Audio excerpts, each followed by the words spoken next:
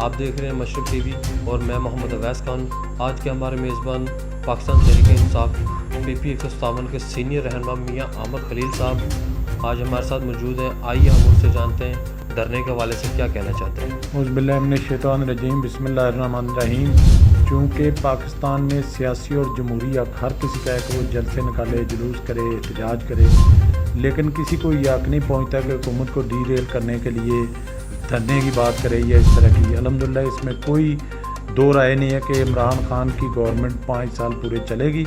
اس میں قطعاً انشاءاللہ کوئی ایسی گنجائش نہیں. انشاءاللہ قدم آگے بڑھیں گے اور ملک ترقی کرے گا. دھرنے کے حوالے سے سر آپ کیا کہنا چاہتے ہیں؟ مولانا فضل الرحمان صاحب دھرنا دیں گے، کیا وہ اتنی دیر ادھر بیٹھ سکتے ہیں جتنی دیر عمران خان صاحب بیٹھے تھے؟ نہیں، بالکل وہ دھرنا بھی دیں گے اور اتنی دیر انشاءاللہ وہ بیٹھ بھی نہیں سکتے. عمران خان جتنی دیر بیٹھا ہے بالکل بے بنیاد بات ہے. اچھا سر، مہنگائی کے حوالے سے آپ کیا کہنا چاہیں گے جو مہنگائی اتنی بڑھ چکی ہے؟ مہنگائی کے حوالے سے یہ پچھلی حکومت کا مسئلہ ہے، ان کی وجہ سے بڑی ہے. چونکہ 12 مہینے میں عمران خان کی وجہ سے نہیں، چونکہ ملک پہ قرضہ اتنا تھا، وہ اتارتے ابھی جو ہے اس پوزیشن میں ملک نہیں آیا کہ مہنگائی جو چیزیں جو اس پہ لوگوں کو ریلیف ملے.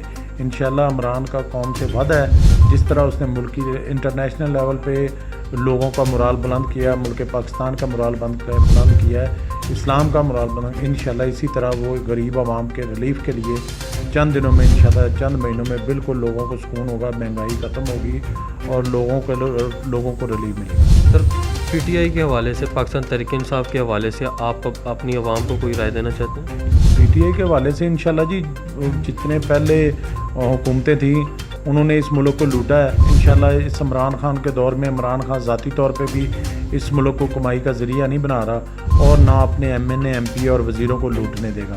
وہ اس ملک کے لوگوں کے پیسوں کا، ٹیکسوں کا جو پیسہ ہے اس کا محافظ ہے اور انشاءاللہ ملک کو آگے بڑھے گا اور ملک ترقی کی طرف جائے گا اور انشاءاللہ لوگوں کو ریلیف ملے گا اور لوگوں کو سکون ملے گا. جی بالکل، ہمارے ساتھ میاں عامر خلیل صاحب موجود تھے، وہ اپنے خیالات کا اظہار کر رہے تھے. اسی کے ساتھ اجازت چاہیں گے. اللہ حافظ.